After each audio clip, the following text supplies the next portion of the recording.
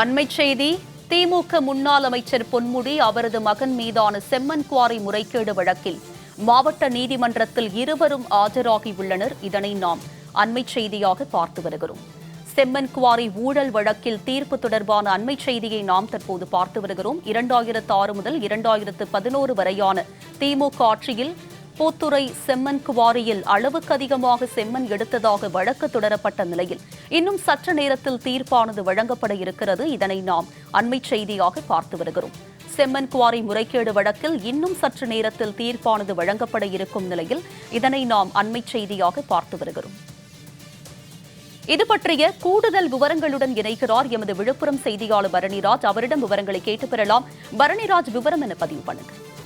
வணக்கம் உமா. அதாவது கடந்த 2006ஆம் ஆண்டு முதல் 2011ஆம் ஆண்டு வரையிலான திமுக ஆட்சி காலத்தில் உயர்கல்வி மற்றும் கனிமவளத்துறை அமைச்சராக பொன்முடி பதவி வகித்த போது அவரது மகன் கௌதம சிகாமணி மற்றும் உறவினர்கள் சேர்ந்து விழுப்புரம் மாவட்டம் பூத்துறையில் செம்மண் குவாரி எடுத்து நடத்தினர். அப்போது அந்த செம்மண் குவாரியில் அரசால் அனுமதிக்கப்பட்ட 3 அடி ஆழத்திற்கு செம்மண்ணை வெட்டி எடுப்பதற்கு பதிலாக 150 அடி ஆழத்திற்கு செம்மண்ணை வெட்டி எடுத்தனர். இதன் மூலம் அரசால் அனுமதிக்கப்பட்ட அளவை காட்டிலும் 2,64,644 லோடு லாரி செம்மண்ணை வெட்டி எடுத்து முறைகேடாக விற்பனை செய்து அரசிற்கு 28,36 லட்சம் ரூபாய் வருவாய் இழப்பை ஏற்படுத்தியதாக புகார் அளிக்கப்பட்டது.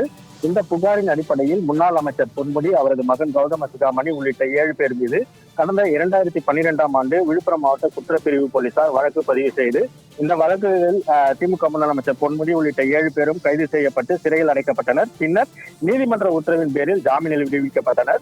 இது தொடர்பான வழக்கு விசாரணை கடந்த 14 ஆண்டுகளாக விழுப்புரத்தில் உள்ள மாவட்ட முதன்மை அமர்வு நீதிமன்றத்தில் நடைபெற்று வரும் நிலையில் இந்த வழக்கில் குற்றப்பத்திரிகை தாக்கல் செய்யப்பட்டு அரசு தரப்பு சாட்சிகளான 57 பேரிடம் விசாரணை நடத்தி முடிக்கப்பட்டு குற்றம் சாட்டப்பட்டவர்கள் தரப்பில் குறுக்கு விசாரணையும் அதனைத் தொடர்ந்து அரசு தரப்பில் குறுக்கு விசாரணையும் நடத்தி முடிக்கப்பட்ட நிலையில் இன்று தீர்ப்பு வழங்கப்படும் என விழுப்புரம் மாவட்ட முதன்மை அமர்வு நீதிமன்றம் ஏற்கனவே அறிவித்திருந்தது. அதன்படி விழுப்புரத்தில் உள்ள மாவட்ட முதன்மை அமர்வு நீதிமன்றத்தில் இன்று தீர்ப்பு வழங்குவதற்காக வழக்கு விசாரணை தற்போது வந்திருக்கிறது.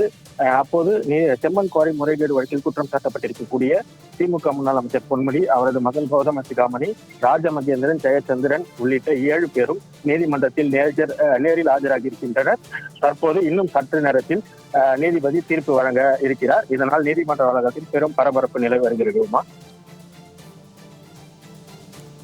விவரங்களுக்கு நன்றி பரணிராஜ்.